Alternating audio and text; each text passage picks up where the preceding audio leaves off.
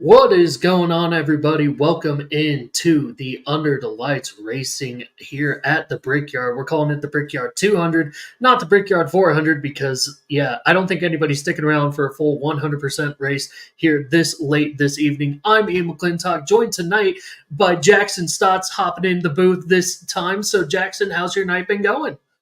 Yeah, man, it's been a pleasure to be here. And my night's been going pretty good. It's gone smooth. And I'm excited to kick off here at Indianapolis Motor Speedway for some great 2 mile oval racing. Absolutely. It should be a good time here, and we're actually going to go ahead and dive straight into the starting lineup here, presented by Dubby Energy. And as you can see, unfortunately, Jackson just a little bit on the downside, unable to make the show. Same with Austin Knowles there. But starting on the inside of row number 13 and the 16 will be Alex Farrell. Starting row 12 inside Ferdinand Damasco, outside Jacob Willingham. Inside of row number, good Lord, I promise you I can count 11. There's so many drivers here. In the number 8, it'll be Colton Kinney, followed by Brad Ranger or Renninger, depending on how you pronounce it there. On the inside of row number 10, driving the number 5 machine will be Mike Osborne, followed by on the outside, number 24, Alan Drake. On the inside of row number 9, in the number 1 machine will be Tanner Herring. On the outside, in the number 23 machine, will be Stephen Davis II. On the inside of row number 8, in the number 12 machine, we've got Richard Denny, and on the outside, in the 99, we got Jimmy Ramsey. From there, we move on to row number 7 on the inside. In the number 78 machine, it'll be Logan Bolton. And a lot of people's favorites here in this race, the number 40 machine, or the number 47 machine, I should say, in John Dean on the outside. And for row number 6, we got Nick Stills on the inside, or on the outside, with Zach Ellen on the inside. Your starting top 10 here. On the inside of row number 5 in the 77 will be Dylan Blevins. On the outside in the 9, it will be Brian Bushnell. On the inside of row number 4 in the 7, it will be Markeen Brewer with Chris Hackney on his outside. On the inside of row number 3 in the 19, it will be David Phillips with Cody Bonner on his outside. And then the second row, the last year's reigning defending Cup champion Luke Smith starting in third, with Michael Shackerford starting on the outside of row number 2. And on your front row, the winner of the Daytona 250 there, Evan Helton. You may see him in a different car number this time. A couple of team switches have occurred over the last few days. He is now driving the 42 full-time. SP, he is in a sub role. He will be filling in later. And then Dakota Humphrey, big time showing there in the number 3. He'll be starting on the outside there of row number 1. So 80 laps to go, 200 miles around here at Indianapolis Motor Speedway. As you can see, they will be on times 2 wear as well, and the regular draft on top of that. So we'll get some comments here. High Road Media coming in with the boogity boogity. Should be getting boogity boogity here in just a couple of moments. So with looking at that lineup there, Jackson, what are some drivers that you're looking at to see to maybe stand out here tonight? Well, honestly, sorry about my dog. I believe the 42 car, with everything that happened this week, seeing that monster qualifying lap, I believe Evan's going to be one of my guys to watch tonight. With clean air on the bottom lane going into turn number 1 and turn number 2. I just see him really, really pulling away from the field. And with that qualifying lap, we're going to see long run speed as well. Can Evan hold that long run speed? So that's my main watch tonight, is that 42 car of that Legacy Motor Club Chevrolet. And we shall see how good of a long run car he has this evening. Absolutely. Definitely should be one of the front runners there. I'm also looking at that 47 machine of John Dean, aka Dusty Stud, and you'll see him as we cycle through. A lot of good races last year with him here with UTLR, a lot of times being up in the front, but it would be strategy that would end up biting him there in the backside. So with your experience that you've raced here at Indianapolis, what are some keys to victory that you think that these drivers could use? Patience. Patience is a big key here. Indianapolis is not a oval where you have a ton of banking, right? So if you overdrive a corner, you're just going to go up the racetrack. You're just going to go up the racetrack, and you have a great chance at kind of giving that Darlington stripe on the outside wall. But here at Indianapolis, Turn 4 is your big watch tonight. Turn 4 is the monster here at Indianapolis Motor Speedway. Basically, coming off of that short shoot off of turn number 3, you carry a good amount of speed going into turn number 4. It looks like you can hold that speed, but that outside wall pokes out off exit, and that will bite you so hard. It will ruin your momentum down the front straightaway going into turn number 1, and a lot of momentum is going to be lost there. So that is a key, is turn 4 tonight, guys. Turn 4 is your big problem and a big watch for you to go look. And you talk a lot about patience here with these drivers. Obviously, only 80 laps, so not a whole lot of time to get things done. But with the track being so wide as it is, especially there on the straightaways before you get into turns 1 and 3, is it possible that we might be able to see a couple of two-line tandems here tonight? Yeah, I believe so. And I believe a lot of these drivers are going to fan out early. And we're going to see those 2, maybe even 3 wide moves early on. But as these drivers get into a rhythm and get into that long run pace, we're going to see a lot of drivers get single file and really, really take that risk of pit strategy. Do you want to save fuel? Tire conserving here? I wouldn't say you can conserve a lot of tires here. It's more of the fuel mileage.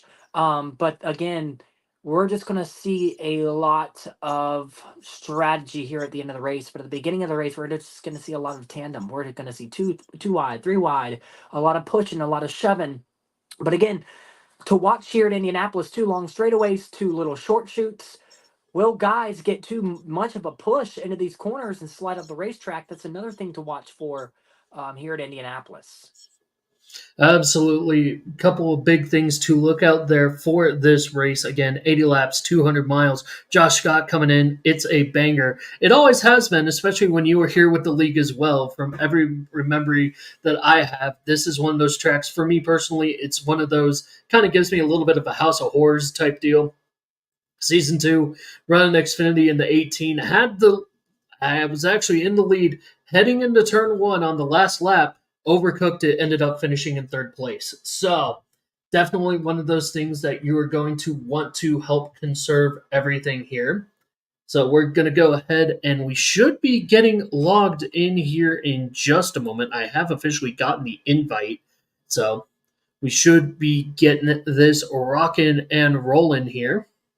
Right now, they're on the back straightaway, pacing down the back straightaway, getting in line we have a few drivers still out of their positions, but currently we have all drivers getting into position, ready for the beginning of this Brickyard 200, I guess. There you go, 200. 200. I was like, okay, so 50%, we're cutting this in half. Yep. So yeah, Brickyard 200 about to go underway this evening. Yeah, should be a good time, which means we should be getting to go for green here in just a moment. Hopefully the link here lines up and everything. It's taking its sweet time. There we go. So usually we don't get this far, but here we go. But as mentioned, SP is in a sub role here as we see all the drivers coming around.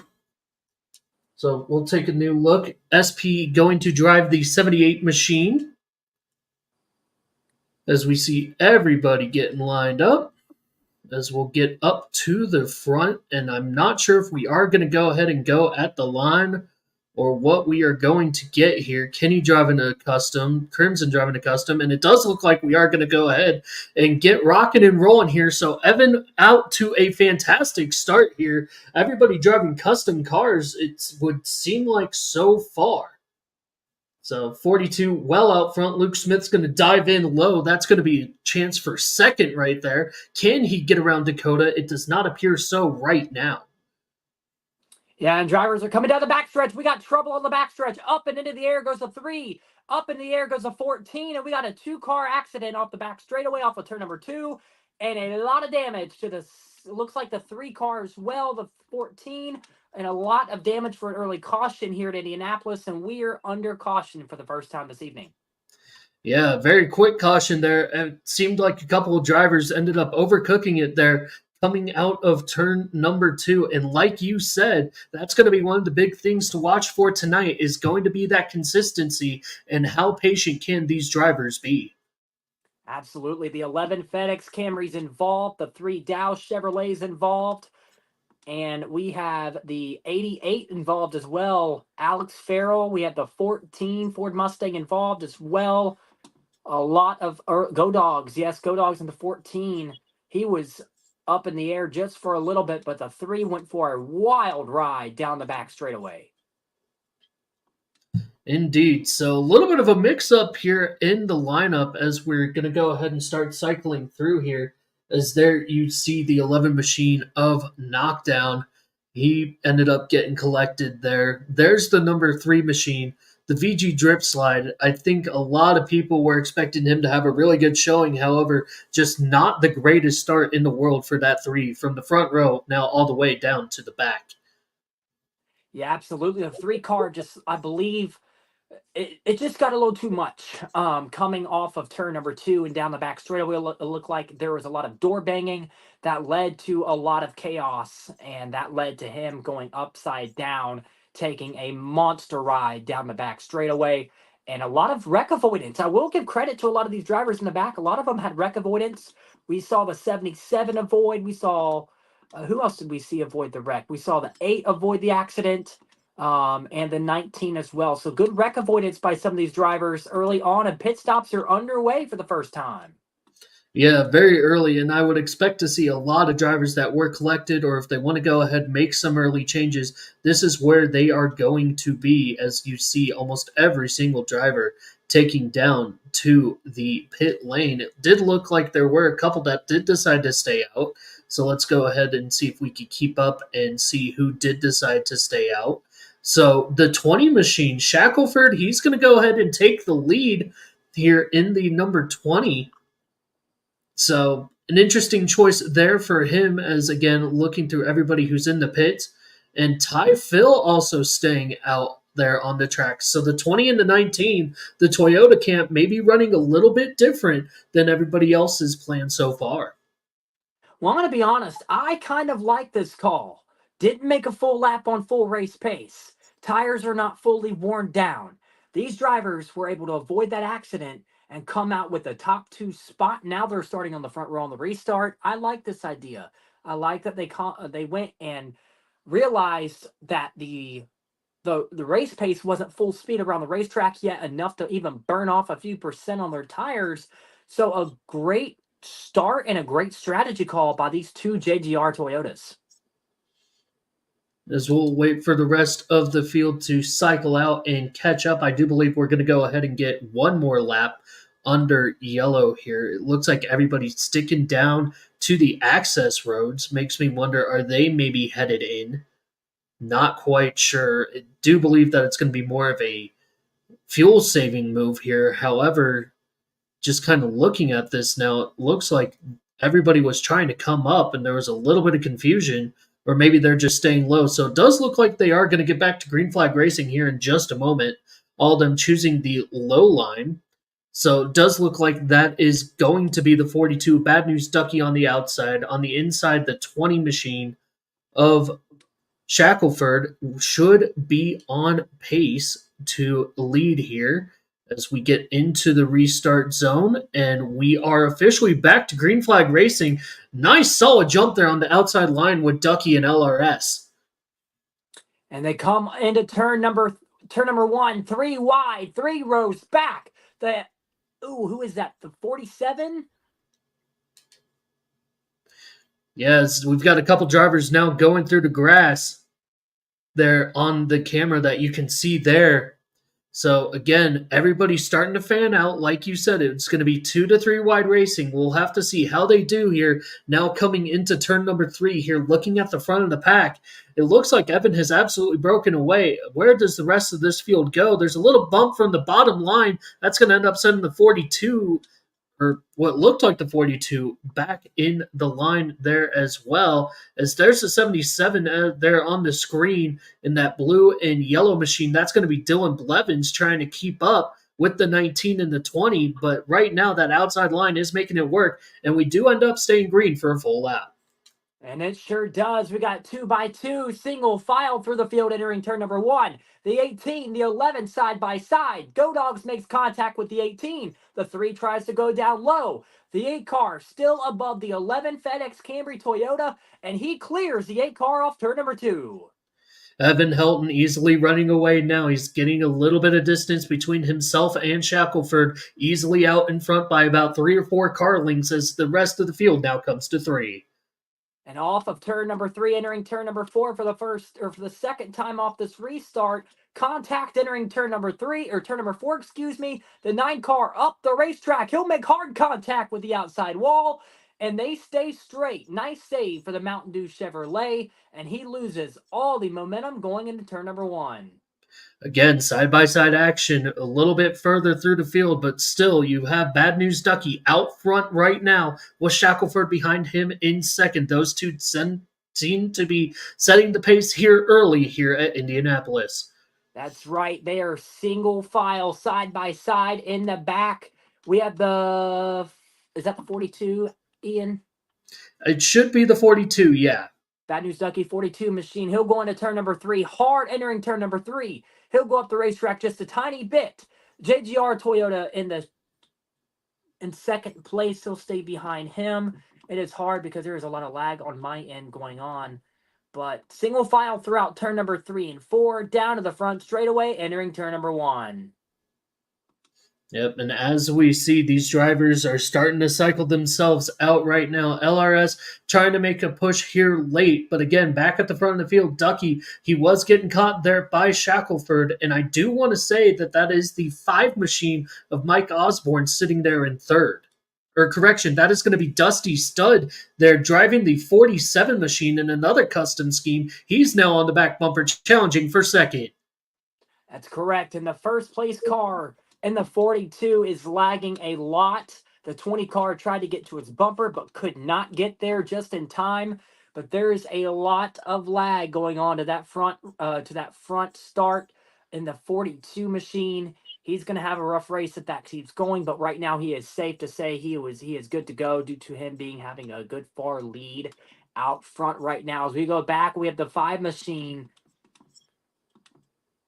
behind the 8 machine, and we have the number 1, the 19 coming in with a great launch off turn number 2 or turn number 1, excuse me, and he loses that momentum coming off of turn number 2. Helton still hanging on to the lead right now, followed by John Dean in second, Shackelford in third. Blevins currently hanging on to the 4th position there, and I do believe that is going to be a 5-car breakaway there for the top 5 until you get about a half a second gap there to 6th on back. Correct, and this is what we're going to see. We're going to see these breakaways as this run gets longer, as strategy gets key into play. Oh, and around goes the 7 machine. He'll hit the inside wall hard. Big accident off turn number 4. And we have one up in the air on the front straightaway, and we're under caution again. All right, so another yellow here early on as I'm starting to think, are the drivers going to race it out? I do believe they took the green, so next time around they should be taking the yellow if they aren't going to slow down here on the backstretch.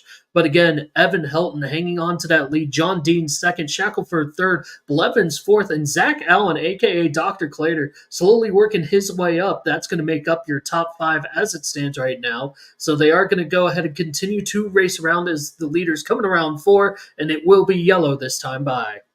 The 62 of Deport Eddie's involved. He hit the pit wall on entry, and he hit it hard. He's in the inside pit wall getting some fuel, 4 tires, and some damage repairs, along with some others racing back to the line. But the 12 was involved. Dusty Stud got a piece of it. A big crash off exit of turn number 4. It looks like the 7 caught the apron, spun out, and hit the wall a ton and collected 6+ others with him.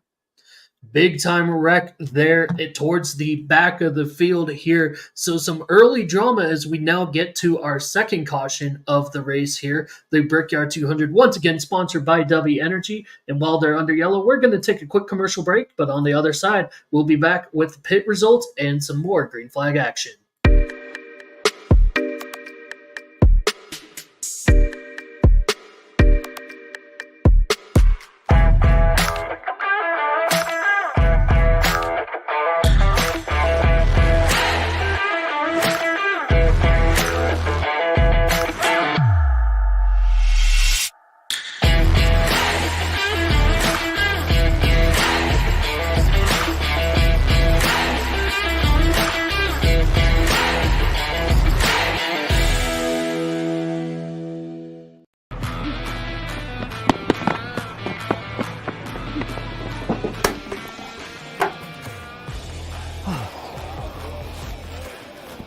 I can't believe I missed kickoff. Come on, Dad. Didn't you know you can bet live and bet US? Oh. Wait. How did you know that? Sign up at BetUS today and get a 200% bonus. Yeah, as you can see, that's the surprise, everybody. We are officially aligned with BetUS Sportsbook, so appreciate them hopping on here for the UTLR Cup season. You'll go on if you are able to, and if it is legal in your state, just go ahead, download the BetUS Sportsbook app, and then when you sign up, put in $5, get a free $200 worth of bets. Just use code SPORTSWAVE at checkout and get that free money there. Also, with Dubby Energy, they are on board with us all season long. You'll go onto their website, dubby.gg, and in their promo code, you'll type in the forum, THEFORUM. Go get yourself 10% off some clean, jitterless energy drink there. Personally, I'm a fan of the new orange creamsicle and mango blend that they have. Had a little bit earlier today. Absolutely love it. So again, w.gg, use code the forum at checkout, get yourself 10% off there as well. So looks like pit cycles have come out. Evan Helton continues to hang on to the lead with John Dean. Dylan Blevins coming out in third, Shackelford in fourth, and I do believe that is Ty Phil in the 19 machine. The 19 making another strong run. He's back up into the top five. Or correction, that's going to be Luke Smith there in the 43. And I'm watching right now the front runner, Bad News Ducky, in the 42 Toyota Camry. Right now, he is lagging a ton under caution. I am very, very skeptical if he will have to be sent to the rear on this restart. If admins or owners see this lag, but for right now, it seems like he's fine and will stay up front. But we shall see how this restart goes. Under that green flag long run, we had a lot of lag from Bad News Ducky, but he was a sitting duck out front, so he wasn't bothering anybody.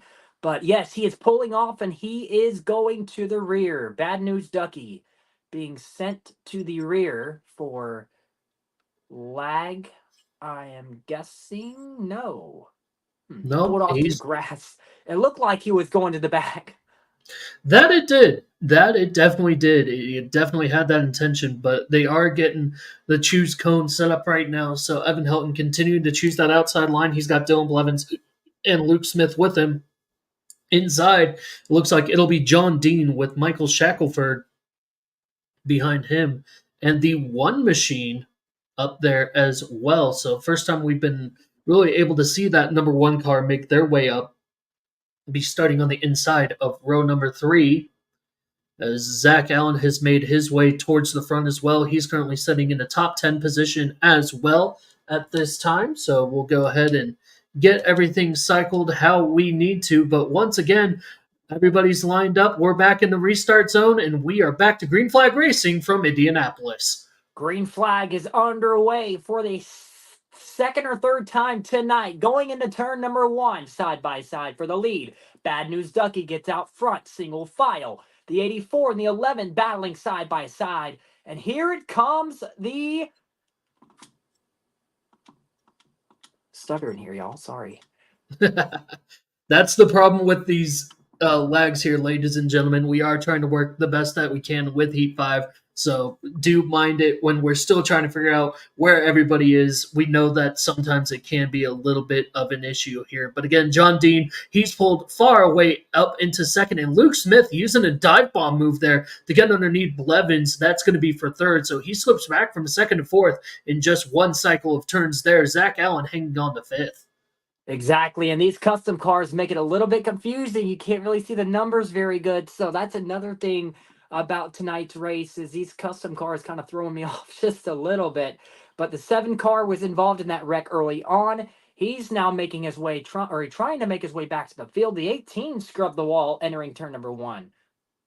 Yeah, that's Ferdinand Damasco getting up into the wall there. He's one of our new rookies here with UTLR here at the Cup stage. He said that he wanted the 18. Unfortunately, didn't have the best showing and did not make the show at the 500, but able to make the show here. So trying to gain a little bit of points here early in the season. And side by side for the lead. Down the short chute, entering turn number 4. The 44 will get up into the 42. Side by side, here comes the 43. Contact, the 42 hits the wall off 4, and they are side by side for the lead on the front straightaway. Yep, and it looks like John Dean is finally going to take that lead away from Evan Helton, as now we've got a whole gaggle of cars up front here. It's Dean, it's Smith, it's Blevins, it's Allen, and Helton, all under a blanket. As they go into turn number 2, now coming off of turn number 2, they get single file as they were not single file on the front straightaway. They'll get single file, get the draft off the back straightaway, and try to go into turn number 3 with a big run. As you guys can see, the 43, I believe that's Luke Smith, if I'm not mistaken. He is currently second after starting. I believe he almost started mid-pack, but he's going to try to make a way for the lead, entering turn number 4. Yeah, and here they come out of 4 now, and then a little bit behind them, you've got the 19 and the 1 battling it out. That's going to be a battle for 6th place, but so far, still no lead change yet. John Dean continuing to hang on. Down the front straightaway they go. I'm right now on board with Go Dogs pushing the 62 down the front straightaway. Both drivers were involved in the second accident of the night, and both drivers are trying to find their way back to the front. Now going down the first short chute off turn number 1 into turn number 2.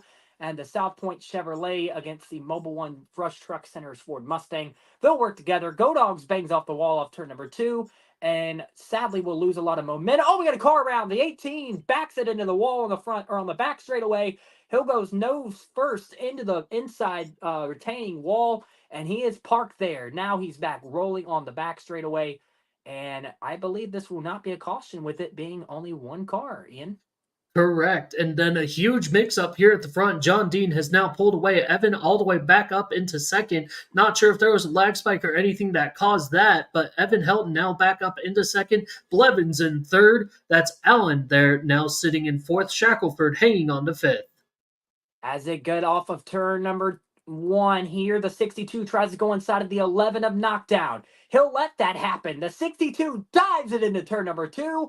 And he will take that position over along with a lot of momentum loss for knockdown. And this will hurt him going down the back straightaway. And let's take a look through the field right now down the back stretch as we have the time. It looks like the 18 now is in pit road getting some repairs done.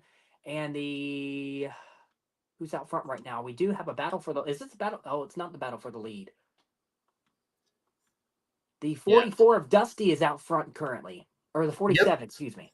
Yep, that will be the 47 is knockdown now pulling up here on Deport, a.k.a. Nick Stills, and just behind them, the 88, who's traditionally driving the 16, but now the 11 gets up into the wall heading into 1, so he's going to lose a lot of momentum there. Knockdown, allowing Brad Ranger to go ahead, get past as well, and it looks like the 78 now going to try to get underneath him, so the 11 not having the greatest day there for JGR.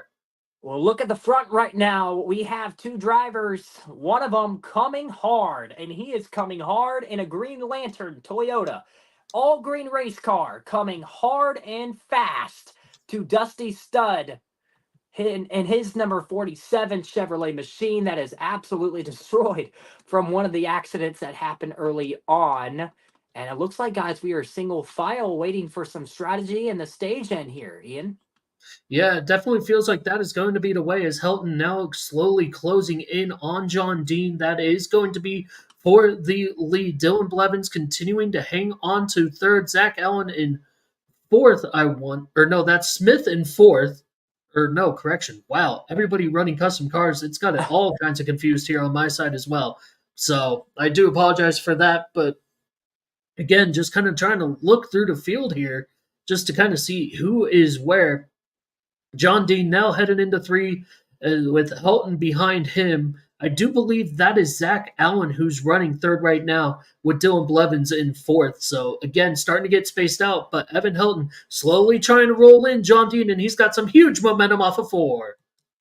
And yes, they are coming off of turn number 4 now in the front straightaway. Single file. Here we go. 3 wide for top 10. It looks like we got 3 wide. The 62 went low, and he will dive it hard into turn number 1, and it shoves that 20 race car up into the fence, And now look at this, side by side, Luke Smith in the 43 trying to get underneath the 19.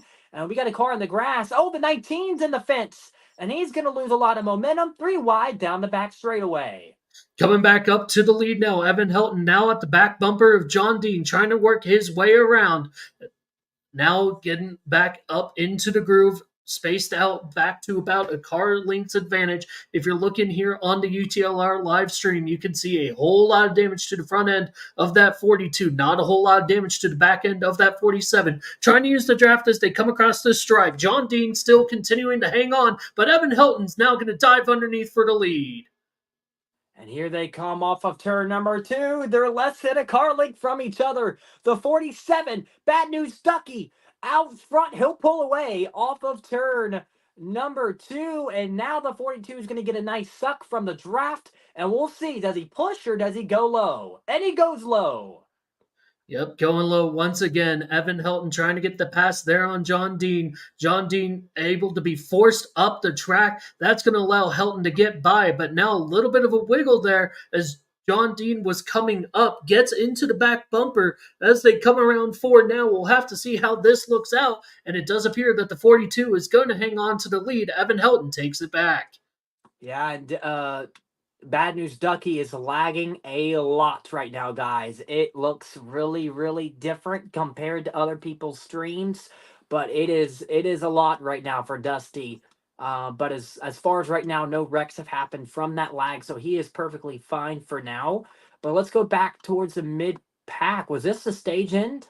That was indeed the stage end, so Evan Helton coming away with another stage victory here at the end of stage number 1. Dusty Stud coming home second in the crowd. And then just going to take a quick look back through the field. Looks like that was Zach Allen who came home third. Dylan Blevins coming home fourth, with Luke Smith fifth, and it looks like VG Dripslide, Dakota Humphrey.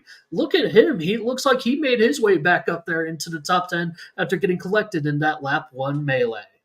Absolutely. And let's go back a little bit to the drivers that were involved in that last accident with a huge accident off turn number 4. Let's take a look. The 7 car, Black Hammer, with his branded Chevrolet. He was the one that spun off 4, hit the outside wall, and collected about 6 other race cars. His rear end looks like a U. It is completely folded into a letter U. He has bad damage. Hopefully he can get that repaired and get that resolved. I believe he already had it repaired, but it just looks bad on our end. The 18 car, from having that early on accident early in that other green flag run, he'll go and get his lap back after having a nose first impact in the outside wall. And now pit stops are underway, Ian.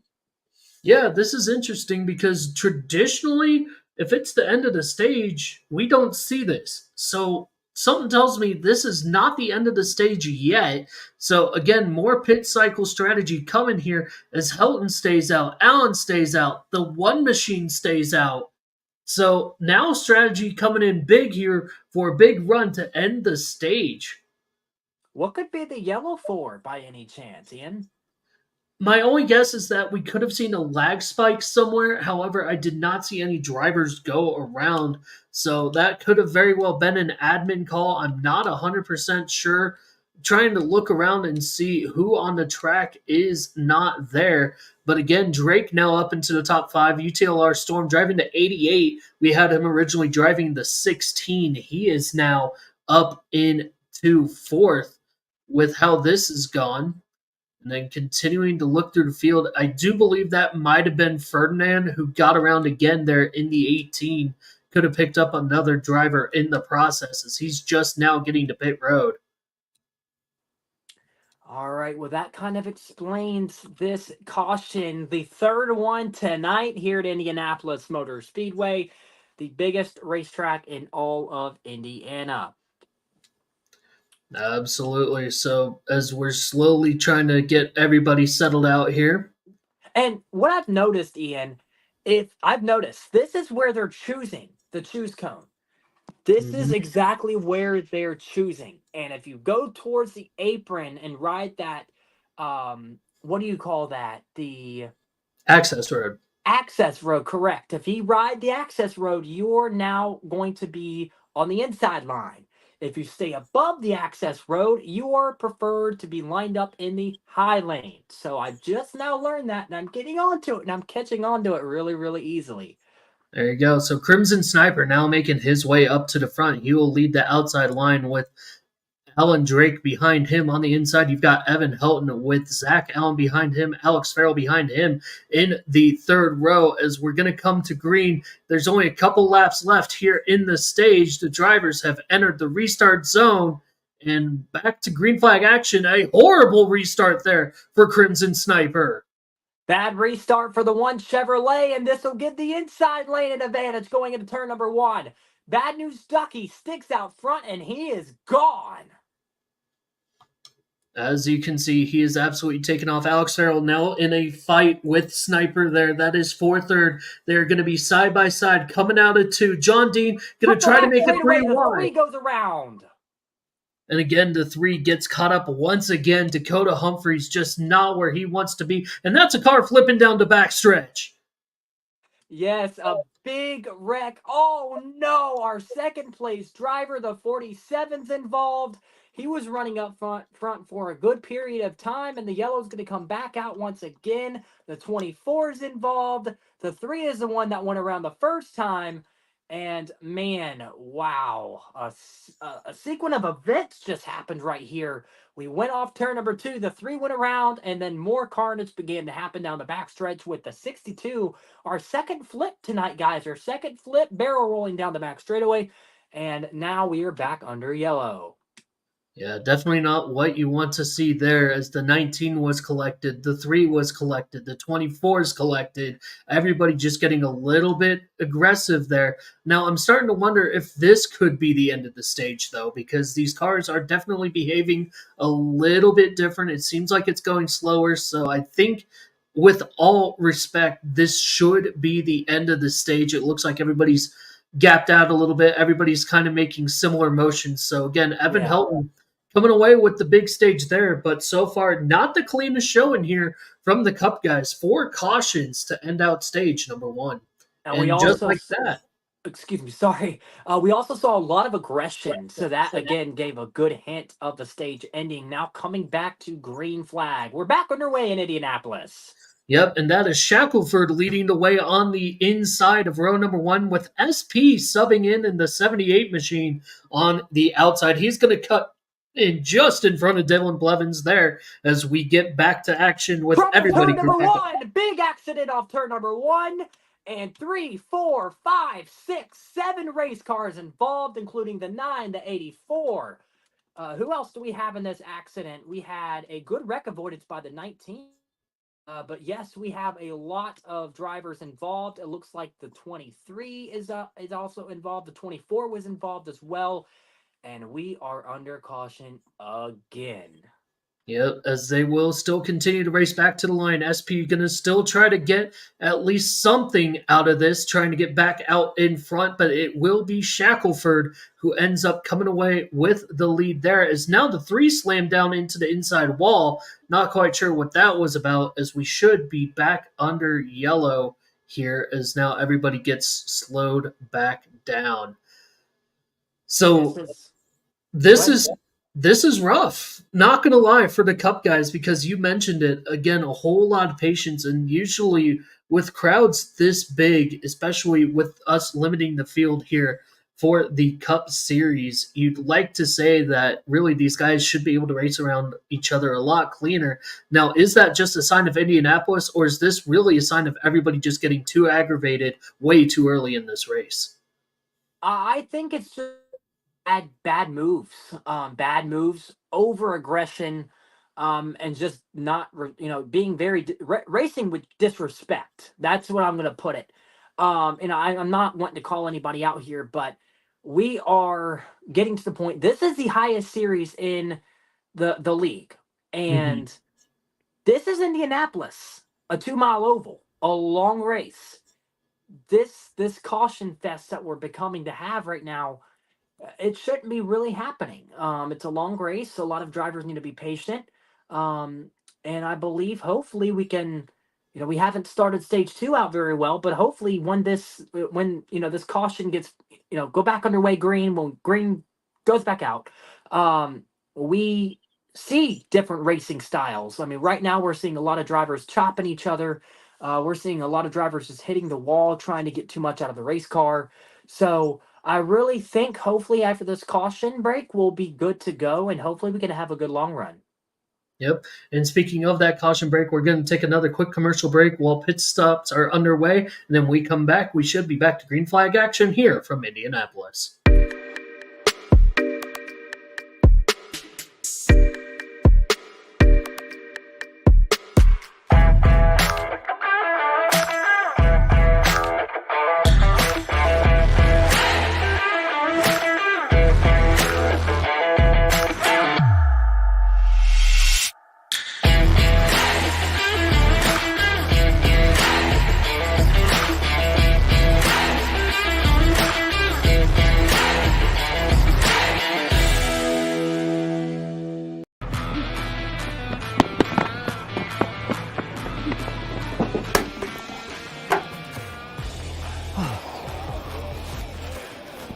I can't believe I missed kickoff. Come on, Dad. Didn't you know you can bet live and bet US? Oh. Wait. How did you know that? Sign up at BetUS today and get a 200% bonus.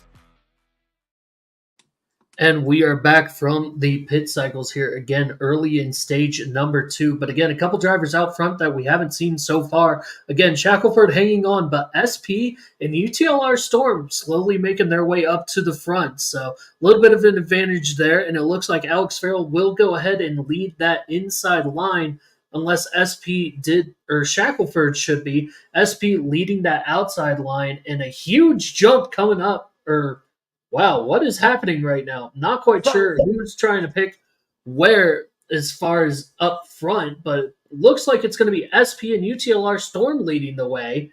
Shackelford dropping back like a rock. Yeah, it looked like I believe he's going to the back for a choose cone violation. He chose the inside lane way after where you're supposed to choose, and I believe he is sent to the rear for that mistake here at Indianapolis, and he is starting at the tail of the longest line. As we get back to action, is now we've got cars spinning in the back. I'm not sure if you saw that, but that is the 14 machine, and now the 20 is going to hit pit road. I'm not sure if that's a pass and go type situation. So we're back to green flag racing, and as odd as this sounds, UTLR Storm, the owner of the league, he is now up front with Dylan Blevins behind him. Into the wall goes the 19 off turn number 1, excuse me. He'll hit it hard enough to lose momentum in the short shoot, and here they come off turn number 2. UTLR leads the 77 to the inside. Yep, Blevins heading down to the inside, and he's got a whole train of cars going with him. That's going to be the SP machine of the 78, the 43 of Luke Smith, the 42 machine of Evan Helton, as well as, I want to say, the 47 machine of John Dean, and the 44 machine of Zach Allen. There it is. I promise you, we're getting all these names down. We're doing it differently. I know everybody's like, do the gamer tags. Here pretty soon we're doing it by name, so I apologize if I botch names here as we get through it. But Dylan Blevins now out to the lead, and he's got Nick Jensen behind him there in the 78, but look who's back up there in third. It's the 42 machine of Evan Helton. As they come off of turn number 2, we're viewing a little bit more towards the back, a single file down the back straightaway. Not a lot of double file and 3 wide racing. We got a big block. The 47 chops the 88 down the backstretch, and he closes the door fast and makes sure the 47 doesn't get out front. And we're 2 wide coming off of the short shoot entering turn number 4.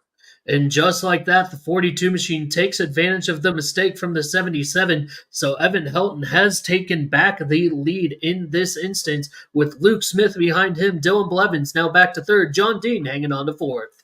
Going down the back or front straightaway, going into turn number 1, drivers touching the white line. That'll be a big killer for you. You get too close to it, your car will snap right around. But look, the 43 of Luke Smith, he is back up to second, and he is hard charging down the 42 machine. in Not only first. that, just a little bit further back from there, the 7 machine of Marquine Brewer has made his way back up through the field. He's now back up into the top 5 after falling back early in the race. Now coming off the short chute, entering turn number 4. It looks like the 47 is going to get a nice long gap against the 77, and he will pass the 77 off turn number 4 with a little bit of help from a few race cars. Now double file crash on the front straightaway, and they save it. Thankfully, the 88, it looked like, had contact from a few other drivers, and that killed his momentum. But look, he's still racing hard and proud, and he passes the 77 off turn number 2. Yeah, the 88 machine of Alex Farrell getting into the 78 there of Nick Jensen, and Jensen's really the one that ends up losing a lot of ground there. He is now cycled all the way out of the top 10. He's going to be behind Brad Ranger and Mike Osborne, with the 19 machine coming up behind him quick. But so far, with the exception of a couple of bad blocks here and there, it does appear that this race has cleaned up just a little bit. Luke Smith now going back towards the front Trouble. and challenging. Straight away, around goes the 77, and we got a huge crash off of turn number 4. Right as you said that, Ian, they all started crashing. We got a car up in the air. We got a huge wreck, the 5 airborne, and they all hit the entry of that pit wall and just went flying, Ian. Yeah, and there you see on my screen the 9 goes around as we were riding along with SP. Not quite sure what happened, but not only that, I don't know if you saw it on your side, but I saw a couple of cars completely glitch out as well, but I'm not seeing them on pit road, so have to wonder where these guys are hanging out right now as we'll go ahead and cycle through. But the green was taken, so they are going to race it around. Smith still trying to hang on with Helton, as we can see here. And it will be Helton hanging on for the lead, as we are going to go yellow. But the 78, wow, what a big crash coming out of 4. Seemed like everybody kind of got caught up, and it seems like the edge of that wall heading into pit road really was the benefactor of this.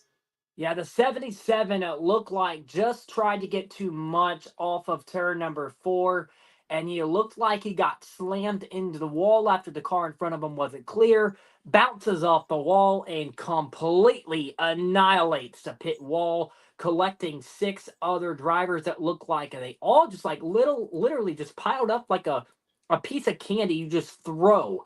They all just piled up together, and a lot of them hit so hard that they just glitched. They glitched through the racetrack on my screen. One was just sitting in the catch fence, and the other one was just halfway in the pit wall. So a lot of glitches coming from this race, or coming from this crash, just because of how hard these guys hit the wall, Ian.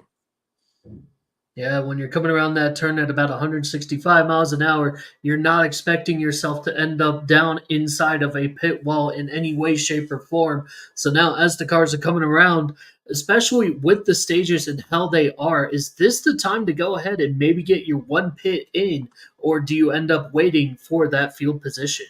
Get that one pit in. I would do it. This was a good little green flag run.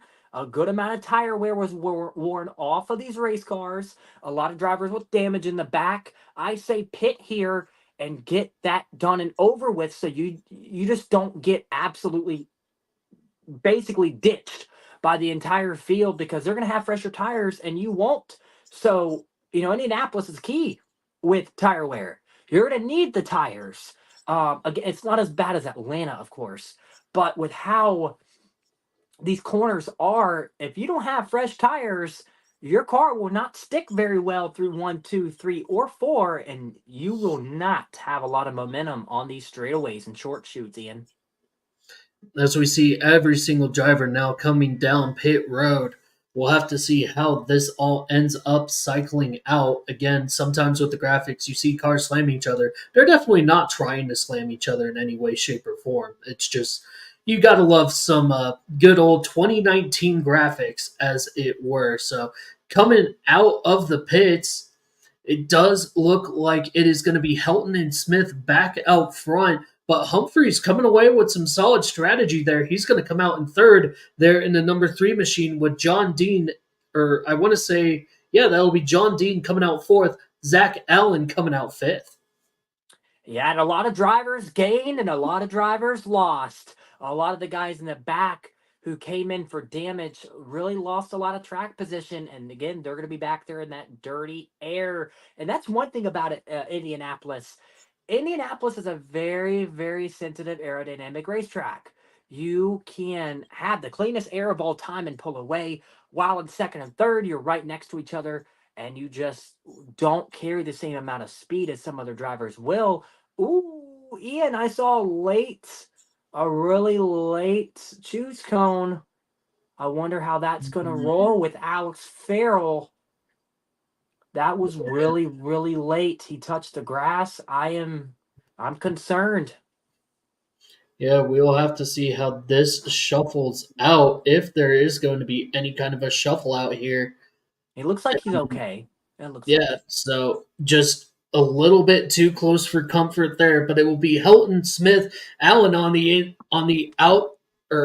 inside with Humphrey, Dean, and look at that, Ferdinand Damasco in the 18, now working his way up. He's going to be on the outside of row number 3 as we're waiting for them to once again re-enter the restart zone. They are there, and we are back to green flag racing here at Indianapolis. Bad restart for that outside line. That's going to give Bad News Ducky that big lead out front with Luke Smith behind him. Here they come, entering turn number 2, single file. Yep, and there goes Helton there with Smith. Allen's going to go along with him. Humphrey's there, as well as, once again, the number 7 machine. Marquine Brewer has worked his way up with UTLR Storm, John Dean behind them. But as you mentioned before, it feels like this could be a race of 2 packs. And just like that, all of a sudden, the 18 up in the wall in 3. He's going to come back down clean into fresh air. But again, that little bit of a gap between that front and back pack easily saved a caution there. I agree. That was a nice save there off of turn number 3 by the 18 car. We saw a lot of drivers go really, really high into that dirty stuff, and that really saved the 18 car from becoming a wrecking ball. And, the 3 car with contact to the 7. He's going to shove the 7 way up the racetrack. He's going to lose a lot of momentum, and that is a killer by the 7 car on the back straightaway. Back out towards the front, you've got Helton there now with about a 3-car gap in between himself and Allen. Dean's coming up behind him, then about another 3-car gap before you get back to a series of 3 different cars here, those consisting of Smith, Humphrey, and Farrell. Trouble off of turn number 3. 1 car went really low in the grass, and he's still mowing the lawn off of turn number 4, and he finally gets back onto the racing surface. He acted like he was a lawnmower and was on a mission to mow some grass in turns number 4 and completely missed the entire racing surface and mowed some grass, Ian. I mean, that's one way to get it done, but that's not the way or the quickest way to get around this track. John Dean has officially gotten his way around the 44 of Zach Allen, Luke Smith, and Dakota Humphrey right on the back bumper there. So a 4-car tandem, but again, Evan Helton slowly starting to break away from the rest of the field. Absolutely, and the 3 and the 44 is going to go really high off turn number 3. The 44 makes contact with the wall, doesn't affect his momentum. Oh, and the 3 gets turned. The 43 of Luke Smith turns the 3 into the outside wall, and the 3 gets slammed by the 11 Toyota machine. And this is, we got major car. Oh, my goodness. Oh, my goodness. Huge wreck on the front stretch. The 20's involved. The 11's involved, the 5, the 8, the 12, the 22, the 1, the 16, the 62. Big wreck on the front stretch. Oh my goodness, guys. Yeah, that's going to bring out the 7th caution of the day when we do end up getting back around here. But again, Helton and Dean are continuing to be the class of the field. As Zach Allen, it does appear that he's let off just a little bit there. He is sitting back in 3rd. Alex Farrell is going to bring home 4th as it stands right now. And I do believe Marquine Brewer, he was able to get through. He's going to make up the top 5. But yeah, that's 7 cautions now. So Yeah. I'm starting to wonder. I don't know if this is necessarily going to be aggression from these drivers. I don't know if it's a little bit of a lag spike from these drivers. I don't know if it's just a bad setup from a couple of different cars and it ends up collecting others. I mean, I don't know how else to justify this because this is not normal behavior, especially for Indianapolis. Well, the 43 of Luke Smith got into the number 3 Dow Chevrolet. He hits the apron, goes through the grass, and takes a ride off turn number 4. Nobody made contact with the 3 machine until the 11 came and absolutely drilled him. And then further on the front straightaway, we had drivers making it like Martinsville Mayhem. A huge cluster into basically right in front of the start finish line, a huge cluster of race cars. All I saw, Ian, was cars ramping, flying into the air, into the catch fence, and one even glitched into the racetrack. But thankfully, he is unglitched right now. But what another wreck here, and that's the 7th wreck of the or 7th caution of the night here. And do you think admins are looking at this, Ian, and are wanting to make any changes to the race pace? I mean, if anything, the only thing that I could see potentially coming, which I'm honestly shocked hasn't come yet, is the single file restart. And I know no drivers ever like to see that, but there's only so much that you can do, especially if everybody's single file. It does kind of eliminate the whole wreck process here, especially on restarts. But again, if cars are getting collected halfway through a green flag run, it just really makes you wonder what exactly can be done in this situation. But again, 7th caution now, as it looks like everybody is going to go ahead hit pit road. So we're going to go ahead take one more commercial break here on UTLR Live. Appreciate everybody tuning in, whether it's on Facebook, YouTube, or Twitch. We'll be right back.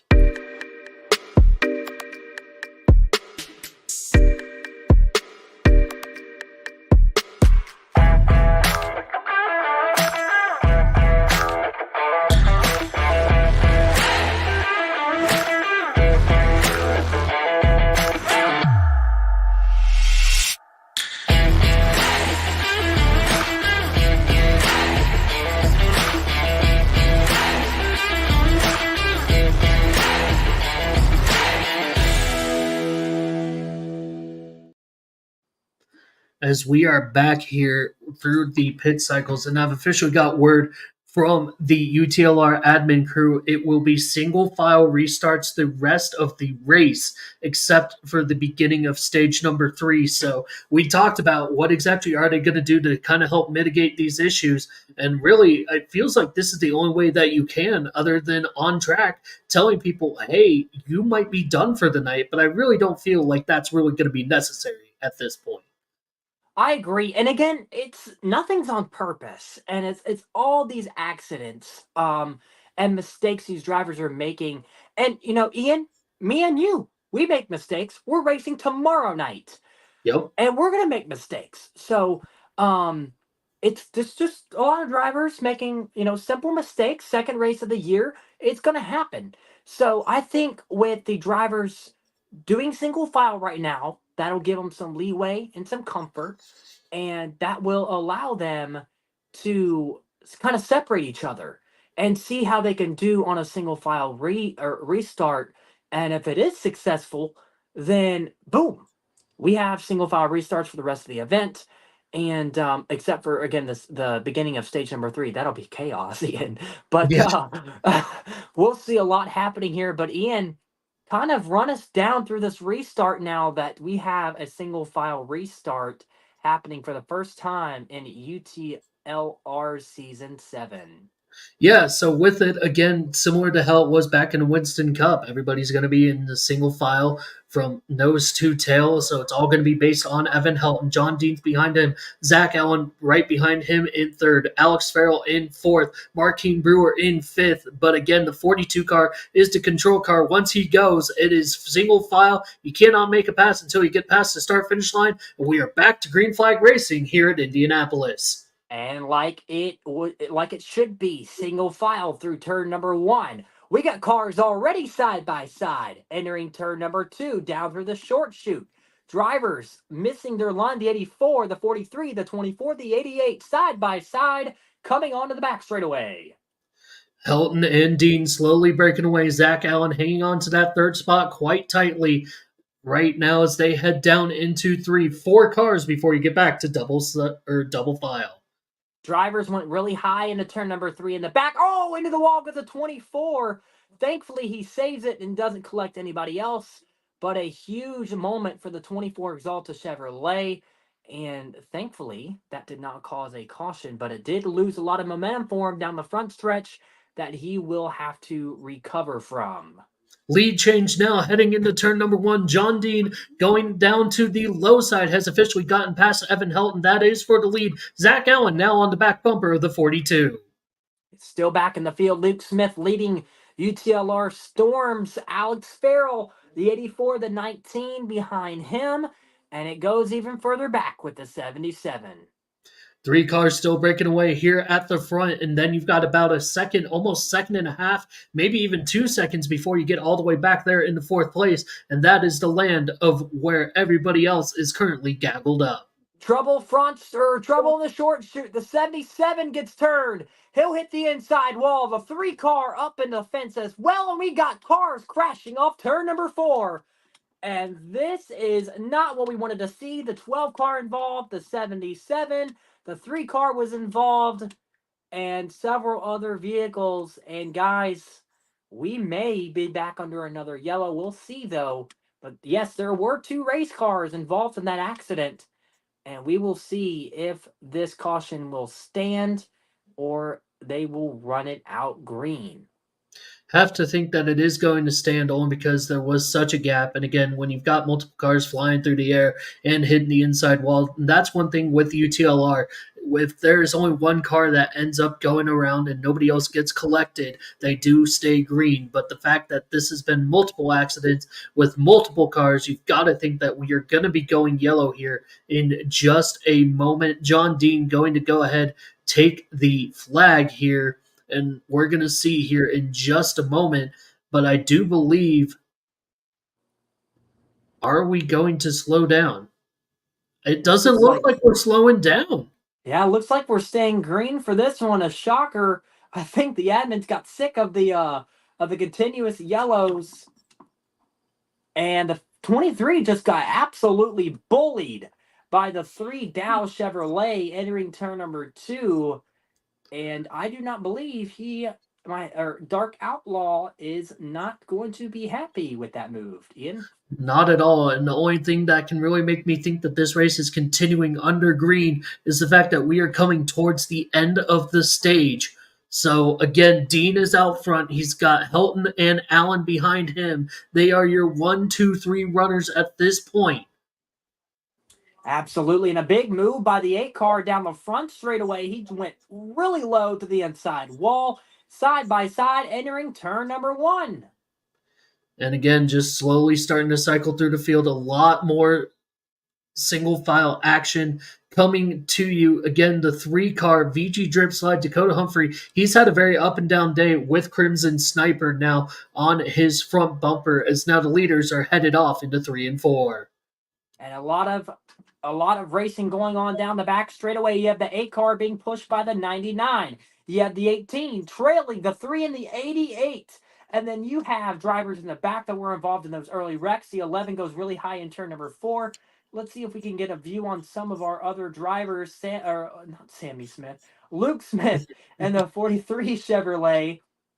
He is also in the back in the Black Lives Matter Chevrolet. We also have the 20 TRD Camry with heavy rear end damage in the back. And a lot of drivers that we saw early on kind of making a little bit of hope for themselves, I guess, caught up in those accidents. And those have led them to be in the back. And it looks like the 11 just popped the wall off turn number 2, losing his momentum for the 3 of Drip Slide to catch him. Yeah, the 78 all the way back there, Nick Jensen, it looks like he was one of the guys who ended up really losing out here in that situation, as we have stayed green flag racing. But again, that front pack has really started to break away. But the real big story here, John Dean has finally found a groove, and he's got about almost a second and a quarter lead on Helton and Allen. Absolutely. And I'm just going through the field right now. And now we've got a yellow. Oh, so that was the stage in. Good call, Ian. Yeah, so that is going to be the stage. So John Dean comes away with it.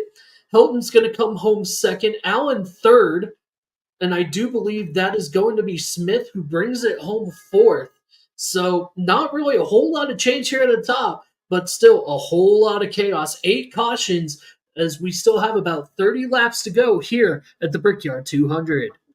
Absolutely. And we've seen a lot of wrecking. We've seen a lot of good racing. But you look at it, stage 3, the final stage, we have a side-by-side restart. So we are going to see how good these drivers learn from this single file restart. Will they listen very well, or will they shoot off into turn number 1 and add more chaos and more fire to the pit here?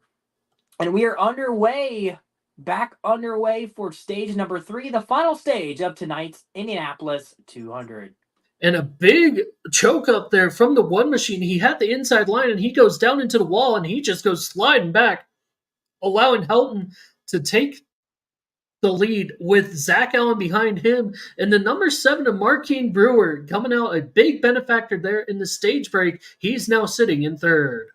A huge block. The 62 blocks. It looks like the 88 down the back straightaway. We got one car cutting the grass, giving it a nice little lawnmower kind of touch to it. And Luke Smith in the 43 doing a really, really good job recovering from early incidents. And now he is back up in the number 5th position. Yep, so Smith, and now we've got a couple cars slamming down into the wall before we get into pit lane and a couple others, so I'm not quite sure if that's going to be another yellow there, but it's Dean, Helton, Allen, Brewer, and Smith all out front. Those are going to be your top 5. The 3 car entering pit road, he was one of them. The 8 car sitting dead sideways on the front stretch.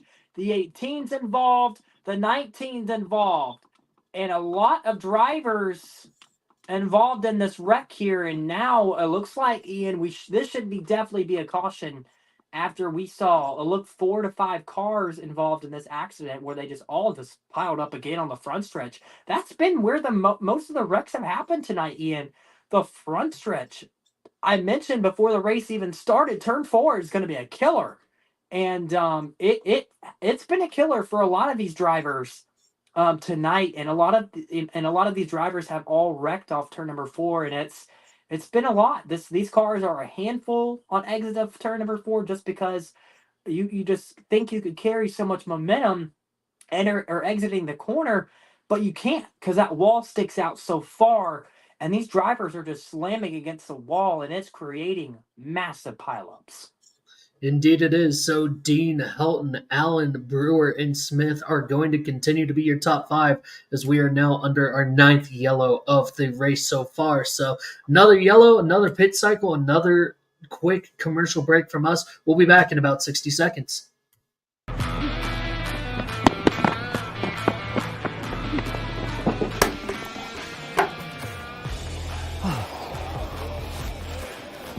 I can't believe I missed kickoff. Come on, Dad. Didn't you know you can bet live and bet US? Oh. Wait. How did you know that?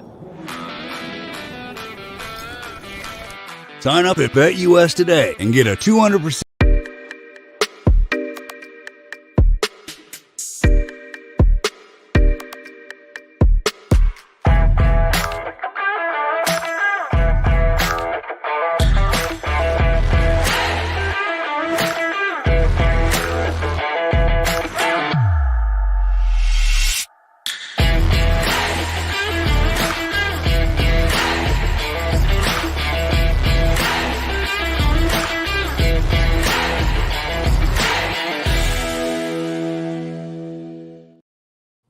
Again, shout out to Dubby Energy for sponsoring the league through the entire season, as well as BetUS. W.GG, use code the forum at checkout, get yourself 10% off there, as well as if sports betting is legal in your state, download the BetUS app. From there, put in $5 and you could get up to $200 back in bonus bets there through BetUS. That will be code SportsWave on that site there. So seeing a little bit of an interesting strategy here, Jackson, as it feels like half the leaders went ahead and went in potentially for their final stop of the evening. But the way that this race has gone, it feels like maybe now is the time to go ahead, take advantage of some of this field position.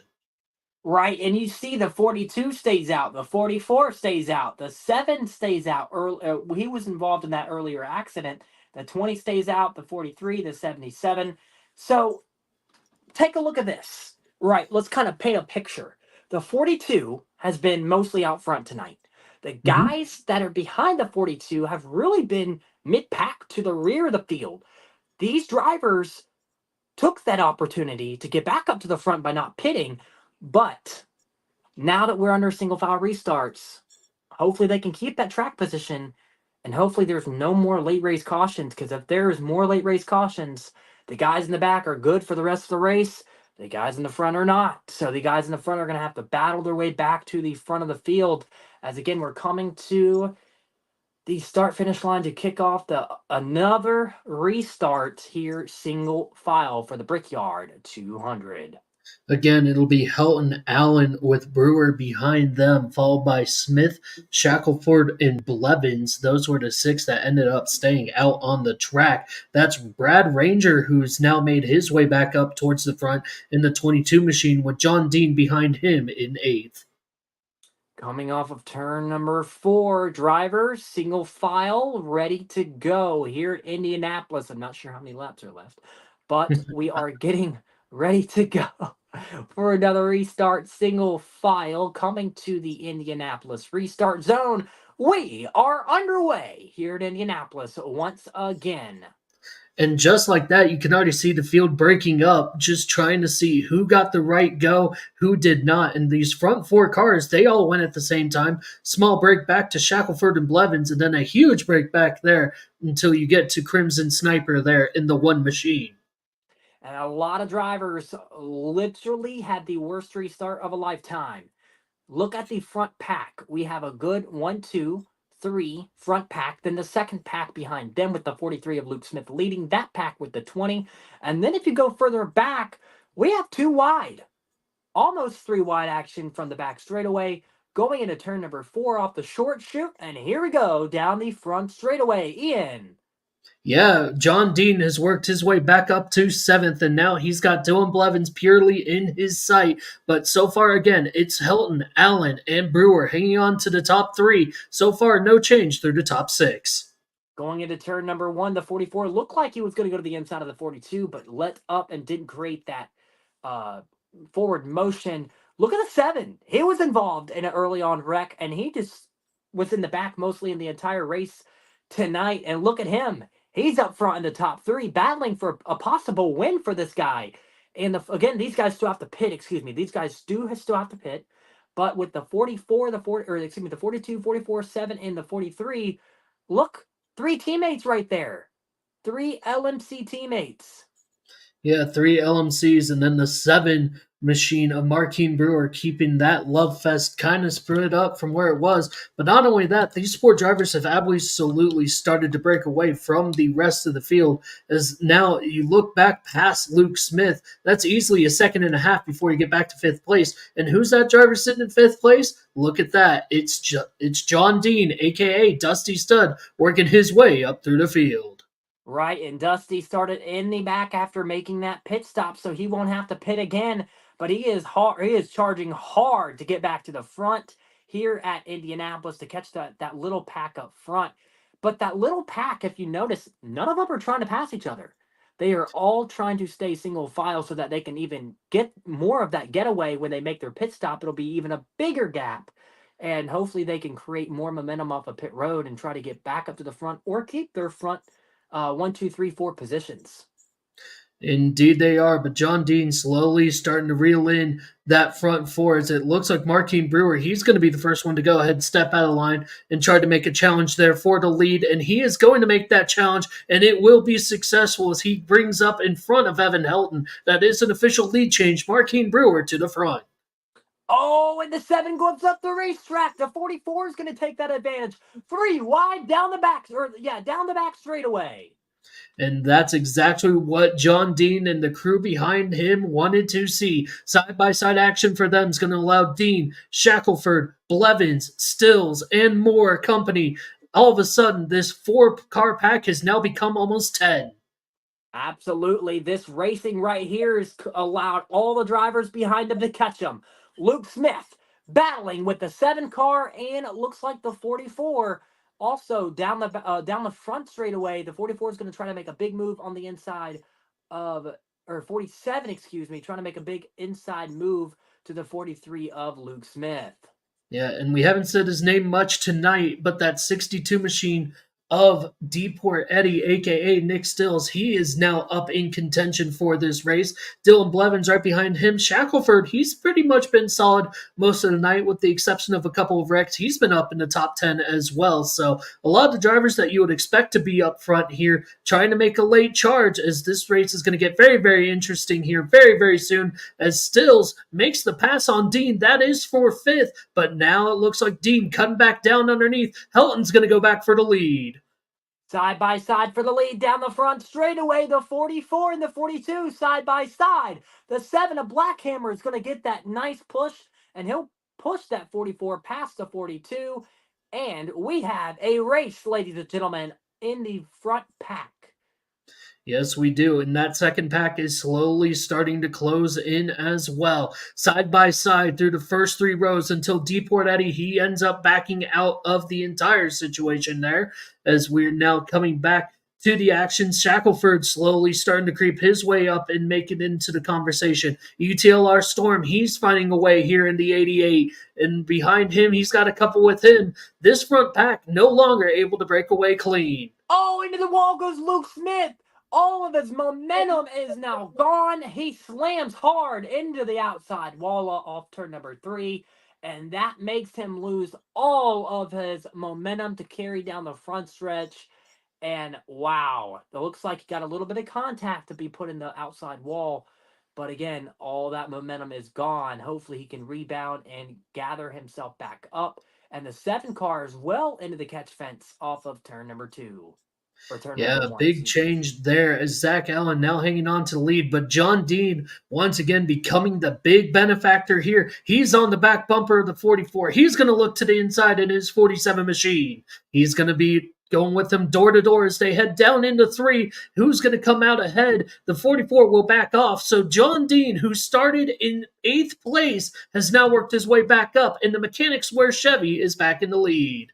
And they're single file down the front stretch. A big move by the 47. He'll pass the 44 of Clater, and we have a race down the front straightaway. He'll get the big draft, and he will stick to pushing the 47. So no big moves yet by these 2 LMC cars. The 42 and the 44 likely will work together. Oh, and the 42 will give a big shot to the 44 and will keep their composure, and they will stay straight off turn number 2. And that's exactly what John Dean wants to continue to see in that back bumper. A little bit of aggression from the 2 LMC drivers trying to work it out. But not only that, the 62 machine of Deport Eddie, he has now worked his way up to 4th. Dylan Blevins now hanging on to 5th as we've got a car down in the dirt. I do believe that was the 88 machine of Alex Farrell. He was able to hang on and keep it straight. Oh, and he slid up right in front of a pack of race cars. Almost a collision off turn number 4 again.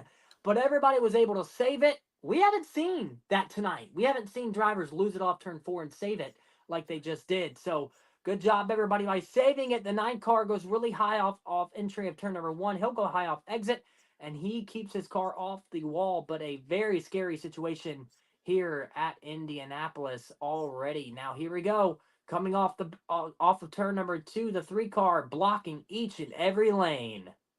That he is, as John Dean has now opened up nearly a 1.5-second gap back to Evan Helton, who has officially made the pass there on Zach Allen for 2nd. Deport Eddie, Nick Stills, he is continuing to try to fight his way. He's going to try to look to the outside. He has Marquine Brewer with him. However, Brewer ends up backing off just a little bit. But again, John Dean looks like he may have found the recipe as he is continuing to break away from the field. Down the front straightaway, I'm keeping my eyes on the 3 and the 24. The 3 about launched the 24 into the grass. and he about lost his race car, but he was able to gather it up and save it. But that 3 car is nothing to play with right now. He's trying to get past that Exalted Chevrolet as fast as he can and as aggressive as he can. And this is getting intense, Ian. This is these moments of the race, they're getting really intense, and I'm really excited for it. That they are, as we're riding along with Dylan Blevins here on your main feed right now. Currently riding around in 7th, no major change, although we do have one car up into the wall. We'll have to see what that was about. I do believe that was a 78 of SP, who's worked his way brilliantly back up to the top 5. He's going to slide back to 6th after going in a little too hot in 3 as they come down the front stretch. Yes, sir. The 78 hit the wall off of, it looks like turn number 4 possibly, or turn number 3, but now they go into turn number 1 through the short chute. SP still has a lot of momentum from smacking the wall, which I'm very surprised about. Now he's going to have to charge onto that Chevrolet of the 43 of Luke Smith. Hopefully they can work together and create a long momentum momentum run to try to catch this front pack. Not only that, we've now seen a couple of drivers making some pit stops here late in the going as UTLR Kenny, he's coming out. And also now looking into the pit box right now, you see it on your screen. I do believe that Mike Osborne has officially retired from the race there in the number 5 ChevyGoods.com machine. He is not getting back out on the track. I do not see any movement from any tires or anything. So I do believe the 5 ends up retiring. Oh, and we're going to have to look at the 9 and the 20. The 9 came off the front stretch to enter pit road and drilled the 20 on entry. So did the 20 have any type of penalty? We're going to see that. The 9 came off at the top of the front stretch, dived and arced the car so hard and made contact with the 20 on the entrance of pit lane. Yeah, as again, these drivers are coming around. The 7 machine starting to fall back just a bit as Flash and SP are able to get past him as we're continuing to cycle through the field. And right now, it would appear, correction, it's going to be Ducky, and it looks like a lot of others are going to go ahead. No! Ducky is going to come down pit road by himself. So John Dean, his lead is opening up even further now. The 3 cars now down pit road is along with another race car behind Ducky, but drivers are coming out of pit lane right now. The 20 is going to lead the 9, so thankfully no drivers like that had speeding penalties, which is a good thing. But it looks like Alex Farrell, the 88 Nutri-Chomp Chevrolet, he's going to let the 62 pass and the 44, and he will gather himself back up in line. And the race is on, ladies and gentlemen. The race is on for the win here at Indianapolis. Yes, it is indeed, as we're going to try to cycle through. And now the leaders are coming in, led in by the 47. Shackelford will end up staying out, so he will now be your leader as we cycle around now. Shackelford does still have to come in. However, a lot of drivers were ending up a lap down. So can Dean pull off one more great pit stop and make it to the end? I sure hope so. We're on board with right now with the 62 South Point Casino Chevrolet of D. Port Eddy making a run off turn number 2. The 3 Dow Chevrolet is now off of pit road, and drivers are now finishing up their pit stops of this green flag pit cycle.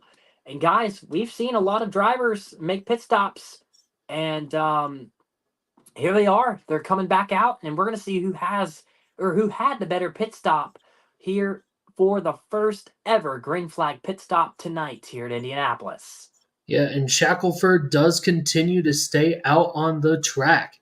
So not sure if I saw the 20 come in early with Evan and the rest of that crew or what exactly was the case there.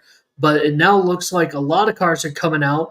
So maybe Shackelford, he was caught up with everything. 78's going to catch the dirt. Blevins is going to catch the dirt. The 20's got to run. Can he get past John Dean? No, he's going to get past Luke Smith, though. So that is a big, big jump there for the 20 machine as we continue to cycle through the field. Absolutely. And you guys can see Luke Smith, the 7 car behind him, single file coming off of turn number 4. And the nine's into the fence, hard into the outside wall, and he keeps it straight, thankfully, down the front stretch, but again, loses a lot of momentum. As we're looking back towards what is the presumed front, John Dean continuing to hold off Evan Helton, but there's a slow car in front of them. That is the 22 machine of Brad Ranger. He's going to stay high, almost collects the wall and collects Dean in the process. They're able to stay off of each other as, again, nose to tail are the 47 and the 42. 47 is going to go high. 42 is going to go low. Who's going to hold it? Evan's going to slide up. Just gets a little bit of the back bumper there of John Dean, but he's able to hang on to it there. The 47 now starting to run away. So you see these green flag pit stops now cycling.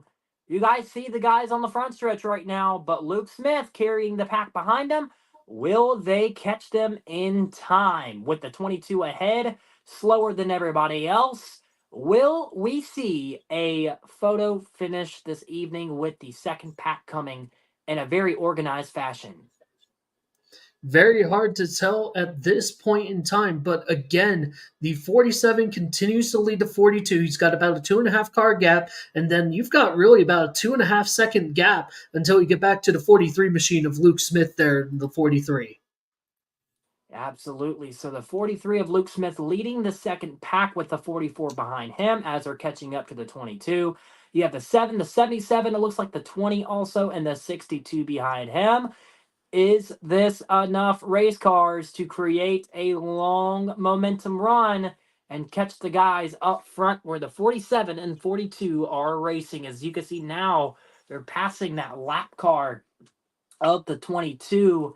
22 doing doing it in a very, very respectful manner. The 22 the 22 is letting these guys pass him so that the guys that are faster than him can race for this win. So, believe it or not, we are actually not with the leader right now because we are currently, I believe, at 6 to go. And if I'm actually looking at this right, let me see if I can get back to him real quick here because did fuel strategy just become the meta? Because it is the 19 machine that is currently in the lead. Dusty Stud currently hanging on to 4th place. But again, trying to cycle through here, where is the 19 hiding? There he is. He's got the number 12 machine behind him. That's our Denny as they are coming around turn number 4. Oh my goodness.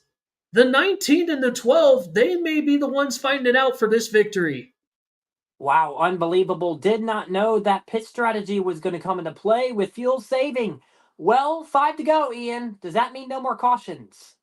That does indeed mean that there are no more cautions on the track. So now it's going to come down to, can the 19 and the 12 hang on with the fuel that they have? And really, I mean, we kind of talked about it just a little bit. Was fuel strategy ever going to be a concern here? And right now, as we're coming to 4 to go, now the 12 machine's going to clear the 19. He's going to slide up hard. There is the 19. However, it is still showing that he is in the lead. I'm not quite sure what the finishing order is right now. All I know is that the 19 is currently in the lead. However, he will need to pit. So here he comes with the 24. Where does everybody cycle out? And there's a lot of space here because the 47 is hard charging. Here he comes around turn number 3. He's got Evan Helton behind him. In a big run off of turn number 3, Dusty Stud, the 42, racing for the finish, it looks like. I honestly, Ian, don't think the 12 is going to make it. And with the 19 pitting, does the 19 come out? No, he doesn't. So the 19 is going to come out behind the 47 and the 42. So the race is over for the 19. It's now all up to these front two, the 47 and the 42, battling for the lead. Yep, and the 47 is indeed your leader now. So Evan Helton is in second. So indeed, we were righting wrong with the correct people. So I do apologize for that change. But again, bad news, Ducky, right on the back bumper there, John Dean. 4.5 laps to go now, as now Evan Helton's going to dive down to the inside. He's going to barely touch the left quarter panel. John Dean hanging on to it. almost slides down into Helton, as now he's going to get clean there as he's coming around 4. He's going to continue to carry that momentum through. 4 laps to go here at Indianapolis. And it's getting good. It's getting good fast. The 47 made a huge block to the 42, messed up the 42's racing line, destroyed the clean air that the 42 was going to get into the corner, and now it's an aerodynamic. It's all aerodynamics. Who is going to make a mistake? Who's going to receive the dirty air end?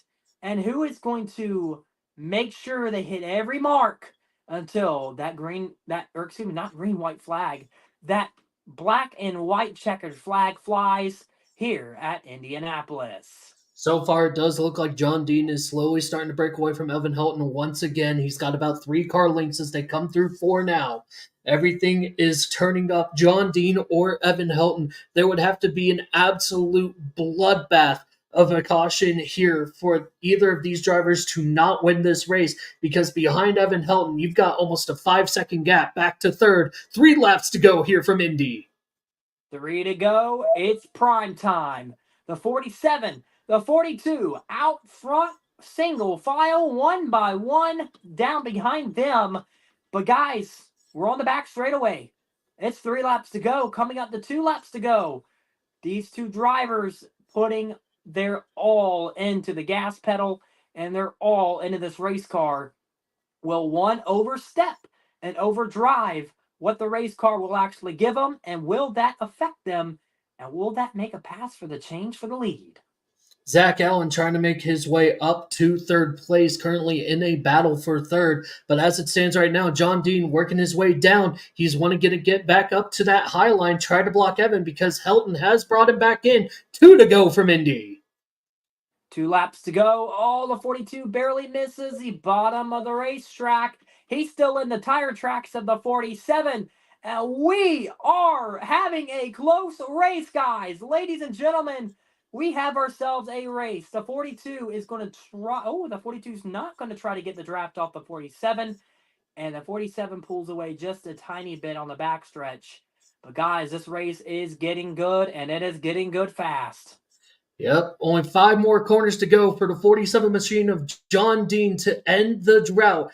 Does Evan Helton have enough to catch up right now? Right now, Evan Helton, he's got to make up about 5 car lengths to get back to the back bumper of the 47 machine. We are on the final lap here from Indianapolis. Final lap entering turn number 1. No mistakes can be made. The 47 goes low. The 42 goes low. Who will carry the most momentum off turn number 2? Personally, I don't think the 42 is going to get there. There's just not enough room and not enough time for him to catch back up to the 47. He might. He's in his draft.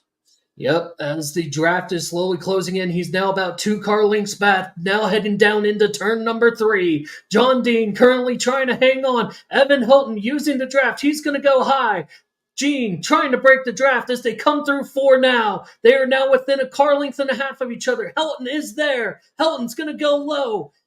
47 blocks low, going to go high. Is Helton. Helton side by side, and at the line it will be Dusty Stud John Dean coming away with the victory here at the Brickyard.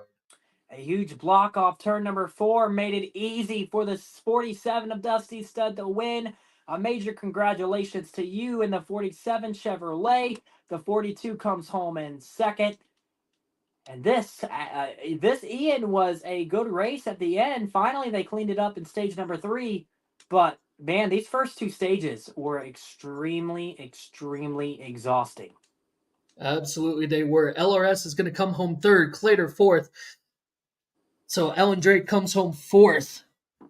Let's see if we can get through the rest of this field here. Coming home in 5th is going to be the 7 machine of Marquine Brewer, and Dylan Blevins is going to come home 6th. But again, your top 3, John Dean, Evan Helton, Luke Smith. What a run for the boys. I mean, an absolutely fantastic run there, especially at the end. Evan almost lost it there off of 3, and I really think that's really what was the ending factor there. So we're going to go ahead and get the invite sent over to those guys, see if we get some post-race interviews with them. So in the meantime, we're going to go ahead, kick it to commercial, and then when we come back, we'll summarize what in the world we just saw as Dusty Stud John Dean locks himself into the playoffs with victory here at the Brickyard.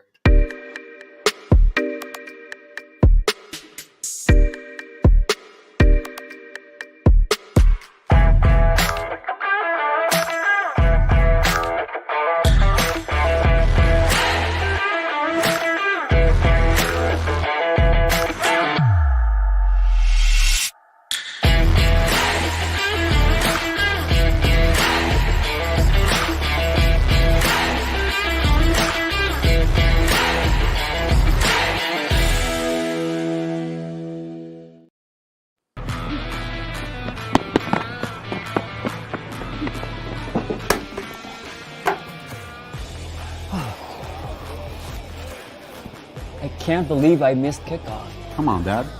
Didn't you know you can bet live and bet US? Oh. Wait. How did you know that? Sign up at BetUS today and get a 200% bonus. Again, one absolute hell of a run there to end the race here tonight. Again, John Dean coming away victorious, just edging out Evan Helton. Luke Smith coming home third. Zach Allen coming home fifth. Marquine Brewer ends up rounding out your top five there in the field. But other than that really nasty caution fest that really seemed to litter the entire field until really that last restart there, I mean, a little bit of chaos all over the place through this race.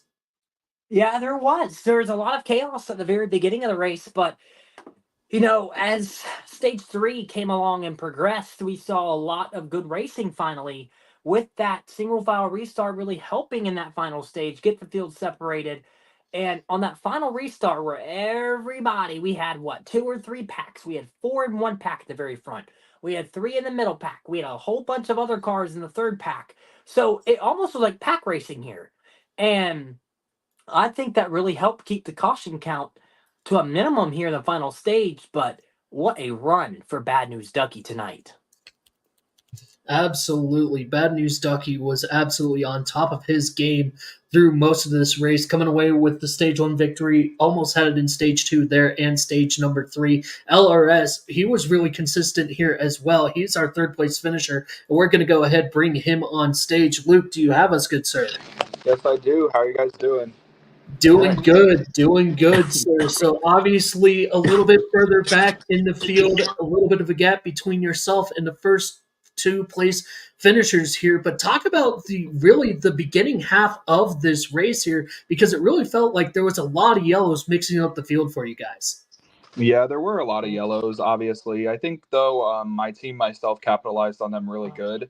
Obviously, you don't want to see a lot of yellows, but I think it worked out really well for us. And I think, you just had to be really careful because you never knew when they were coming out, and you had to try and perfect the strategy. And I had a couple of people talking to me about strategy. I think we perfected it to a T, because we finished first through fifth, and the other 2 finished sixth and eighth. Yeah, so a big run there, especially for you and the entire LM or the Legacy Motor Club there, running in the 43, having Zach Allen behind you and having Ducky with you in front of you. I mean, what did that mean as far as your confidence here in the race? Yeah, having Clater behind me, I knew he was going to work with me and push me, and then having Ducky, my other teammate, in front of me, going for the win, it felt good. We tried to track down Ducky and Dusty. It didn't obviously work out for us, but it got us the third place finish. I won in Daytona last week. I finished third now, and I think that's really good for the points. I think me and my Legacy Motor Club teammate Clater are tied for the points lead. So. It's really exciting this season. I love the teamwork that we have going in our team. I like helping guys. I like making them better, and it's obviously showing. Absolutely. Jackson, do you have a question for him? Well, Luke Smith, we saw you early on in the race kind of struggle just a tiny bit. But again, you guys, LMC, everybody from that race team executed wonderfully here on that final green flag pit stop. Walk me through your basically your tracks as you went through the first and second stage with all the accidents happening and all the wrecks and all cautions and everything. Walk me through your mentality through all that. Did you think there would be issues like this all race? Did you think we'd come to that single file restart case? What just went through your head? Yeah, I was expecting obviously some accidents, some cautions. It's Indy, big field. A lot of people are not really too comfortable with the track. I surprisingly only got into one accident. It was when Drip spun right in front of me, and I didn't even wreck. I just barely tapped him and slid up and hit the wall, and everyone else behind me piled in. But I mean, it just feels good, to have the pace to be consistent enough to run up towards the front of the field so I don't have to worry about all the calamity going on behind me. It just feels good, And coming in, I said it at the end of last season, Ian, you probably know, and a few other people, consistency is so key and momentum is real. And you just have to keep it up, and you just have to stay in yourself, stay in your own little circle. Don't let things get to you. Don't get yourself too mad. And at the end of the day, it'll work out the way it should. Absolutely. And it worked out great for you here today. Another top 3 finish for you, buddy. We'll catch you next week. All right. Yeah. Thank you, guys. Good job tonight. Thank you. And from here, we'll move on to our silver place finisher, or I don't know necessarily what you want to call him because, he's got his daughter with him here as well. So that's a nice little thing for second place, Mr. Evan Helton. I know it's been a hot minute since I have talked in person. Obviously, he's looking a little bit better, but how do you feel your race went here tonight? I got to say, that was probably the cleanest I feel like I've ran in a long, long time. Didn't get into anybody. If I was about to, I definitely let off. I may have got LRS once, but I don't think it affected him. It felt great. I learned a little bit in that last run. I think y'all saw, as from going a little bit back, like a second to Dusty, I think I learned a little something, caught right back up to him.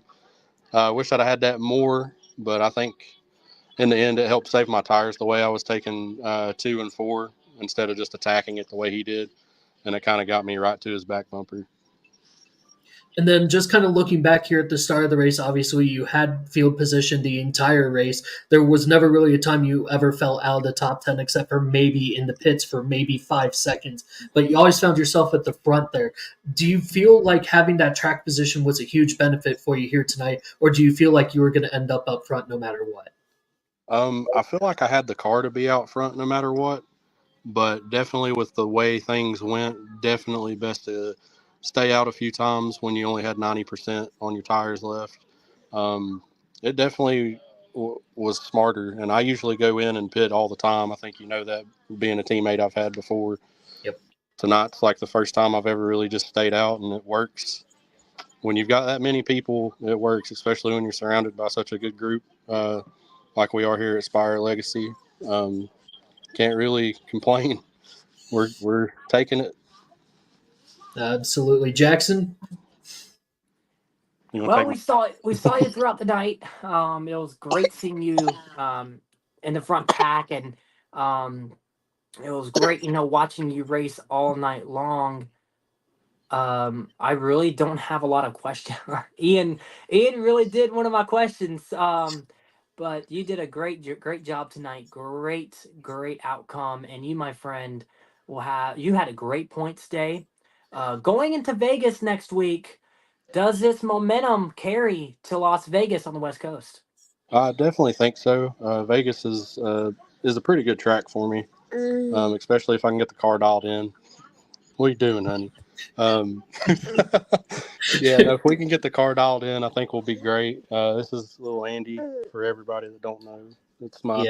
She's my trophy when I don't win, and even when I win, she's still a lot of my life. So glad I got her. But yeah, if we can get everything dialed in, we'll be just fine. I probably won't qualify well. Probably not going for 3 poles in a row, but I might get up near where I need to be. But come race time, I'll be up there. Absolutely. A first place and a second place to start the year. Maybe you can high roll and end up in victory lane once again. Evan, appreciate the time, buddy. We'll talk to you here in just a little bit, okay? Definitely. Just want to say that race was for Greg because it's been a while since I have raced. And as y'all know, I miss him. I know you miss him too. And just want to say that one was for him, even though it was second. He'd still give me crap about it, but I'm glad I could do something for him.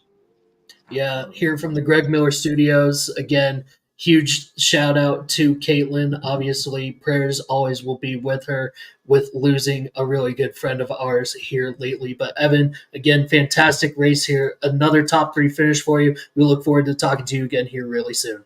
Definitely. Hopefully, I can be in victory lane next week. There you go. And then from third place and second place, it only feels right that we finally talked to the guy where last season it felt like second place was his place of destiny. Finally breaking through here on the cup level. Number 47, John Dean, the man who ended up taking over my ride and has done absolute wonders with it. John, can you hear us, buddy? What's up, my guy? Not too much, my friend. So, I mean, let's just go ahead and dive right into it. It really felt like it was yourself and Bad News Ducky or Evan Helton really leading the way the entire race. It really feels like you're starting to find a lot of comfort here at Indianapolis. Definitely. Went all last Xfinity season, losing a bunch of races last lap, fuel mileage, and finally got my first Xfinity win at Indy. Only made sense to try to cap it off with a cup win here, and feels good to get the monkey off the back for the season, locked into the playoffs, and yeah, good team win for Spire and the alliance we have with LMC. Yeah, a huge run there for yourself and the entire LMC squad. But take us through that last pit cycle because it definitely felt like there was a huge chunk of drivers that were really up there in contention that started and stayed out there in the top 6 that forced you to come through the field. Not really a spot that we saw you a lot of in this race. So did you end up finding your car being a little bit looser or a little bit squirrelier as you were trying to work your way back up towards the front? Not really. I learned from I actually learned from the Xfinity race. Tires are key, and just 3% can make the difference in tire wear. And was able to cut through the field and get back up to them, and was able to stay out another lap ahead all of them, and was able to cut up in front of Ducky. Raced it out. It was a real good race. He's one of the greatest in the league. So if you're racing somebody with 30 wins, I was mirror driving the shit out of it the last 5 laps, but. Yeah. Yeah, it definitely looked like you were using a little bit of the IndyCar maneuver there, trying to break the draft there in those last couple of laps. But as you see those laps counting down there, was there ever really a doubt in your mind that you didn't have this race locked up? Oh yeah, last couple of laps, cars got super loose and almost lost it on that last one. I was able to cut in front of them coming down the front stretch, but yeah, I think if there was another lap, I would have been real bad trouble. But yeah, I was just able to hold it all. Definitely mirror driving the shit out of it though. Fair enough. Jackson. Yeah, so we saw dominance tonight from you in the 47 machine. Let's see. You have this race now won. You're locked into the playoffs. Let's go and talk about, again, that final run. You said you were very loose, and you were mirror driving the, let's quote unquote, the shit out of the 42. Now going into Vegas, or going all the way to the West Coast, it's a little smaller of a racetrack. Do you carry that momentum, and how much momentum are you going to carry into trying to qualify well and keep yourself up front next week? Definitely going to carry a lot of momentum. Getting this win off my back, so not just worried about. I'm finally locked into the playoffs, so can drive a little more looser. Not as just up on the wheel worrying about everything. And yeah, mile and a half for my bread and butter, and yeah, gonna try to win it there too. Good. I like that. Ian? Yeah, and again, John, it's always been one of your big dominant tracks there has been Las Vegas. Now that you do have this monkey off your back, is there any pressure for you to continue to try to keep this up, or do you feel like you can maybe lay back just a little bit? Can't ever let the foot off the gas, especially with these guys. It's pretty good league. Actually, it's a super good league, so definitely don't win them a lot, but when you do, you gotta cherish it because they don't come often. Absolutely. Well, John, we'll go ahead and let you go for the evening, my friend. Congratulations on the win and locking yourself into the playoff, and we'll see you next week in Sin City. Yep, thanks for broadcasting. Thank you. Of course. And that's going to bring an end for everything here. I mean, we've heard from the top 3 drivers, so I guess the last thing to really ask here, Jackson, what should we expect next week from Las Vegas? Well, I'm going to be racing in Vegas. Hopefully, praise God, I don't make a mistake like I did in Indianapolis qualifying. But I think next week we're going to see more chaos. That track is always fast. That track is always, you're going to always have double file, almost 3 wide racing. It's just going to be a lot more chaos. You have multi-groove racetrack on the long run. You have a lot of speed into these corners. You're going about 190, 195 down the backstretch, entering turn number 3. So with that much speed being carried into a turn that has a lot more banking than Indianapolis, it'll really, really be tricky for these guys, especially these bumps on this racetrack. Vegas is not smooth like Indy is. Vegas is very, very tight and bumpy and can create a lot of upset race cars. It'll be very interesting to see for sure. But again, from Indianapolis, we work our way out to Sin City. Catch us here next Wednesday night, right here on UTLR Live, whether you watch it on YouTube, on Twitch, or on Facebook. You can catch us all over the internet. So go ahead, give myself a follow at YouTube out on Twitter. Okay, Jack, over here. Appreciate you hopping in the booth here. So what may be a one-off, maybe it could be a future running thing for you. So you obviously will take attention to the always videos. But until next Wednesday, ladies and gentlemen, we say goodnight from the Brickyard. Again, congratulations to John Dean on the victory at Indianapolis.